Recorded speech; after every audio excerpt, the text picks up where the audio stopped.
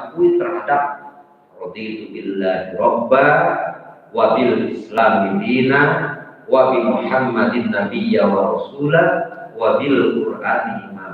Contohnya menerima dan mengakui, menerima Al-Quran sebagai ajarannya, mengakui Al-Quran itu memang hak kalamullah.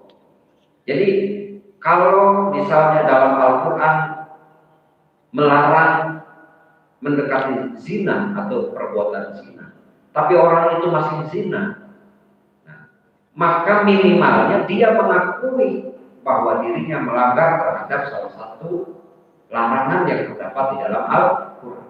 Itu termasuk mukmin kamil, orang iman yang sempurna. Nah, orang yang tidak sempurna imannya itu ada sebagian yang harus diimani karena tidak tahu, dia tidak meyakini. Misalnya terhadap dosa, tidak dia yakini bahwa itu adalah dosa karena tidak tahu. Atau terhadap sesuatu yang harus kita yakini lalu tidak diyakini, tidak meyakini salah satu kalimat yang terdapat di dalam Al-Quran. Misalnya, ini bukan ayat Al-Quran. Nah, itu berarti tidak sempurna imannya. Sebab kullu ma ja'a Rasulullah, asidku adalah membenarkan terhadap apa yang datang dari baginda Rasulullah Shallallahu Alaihi Wasallam. Kalau terkait membenarkan itu kan ada di dalam hati, di dalam hati. Sedangkan la ilaha illallah itu bahasanya apa? Kalimatul Islam. La ilaha illallah, kalimatul Islam.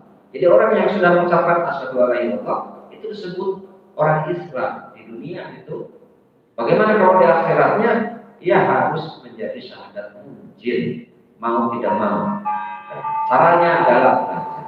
Karena itulah para ulama sungguh sangat eman kepada kita semuanya, sayang kepada kita semuanya untuk menuju hal itu sampai dinadurkan. Cuma tidak cukup untuk kita ngomong khulafatul hawadisi, qiyamuhu binafsi yuwadaniyan rodan. Itu harus tahu dalam dalilnya.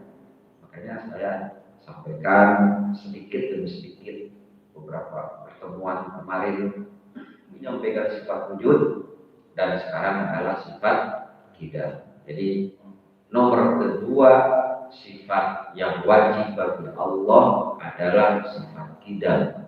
Artinya Allah tidak ada permulaan.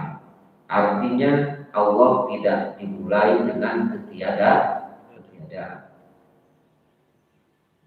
Dan kita wajib meyakini mustahil sifat hudus, artinya Allah baru. Dalilnya sifat qidam, jika Allah itu baru, artinya ada permulaannya, ada. Maka Allah membutuhkan terhadap yang mengadakan.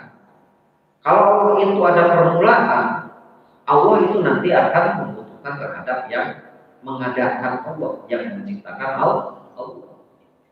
Kalau Allah butuh terhadap zat yang menciptakan Gusti Allah, itu nanti akan terjadi tasalsul ataupun daur.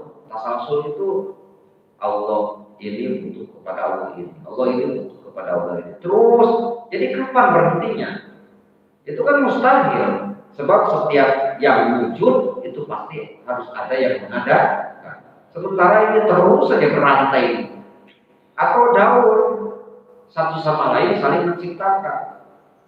Ini Allah menciptakan Allah itu. Nanti sampai tahun sekian bunuhlah aku dan kamu nanti akan aku jadikan. Saling membikin Allah. Allah itu membikin Allah ini. Lalu Allah ini membikin Allah itu. Lalu kemudian Allah ini mati misalnya. Nah itu mustahil seperti itu. Akal tidak menerima seperti itu. Antara daur berputar satu sama lain, antara Allah menciptakan, itu mustahil. Gitu ya. Sebab nantinya pasti akan ada permulaan. Nah jika ada permulaan, Allah itu sama saja dengan makhluk. Sama saja dengan makhluk.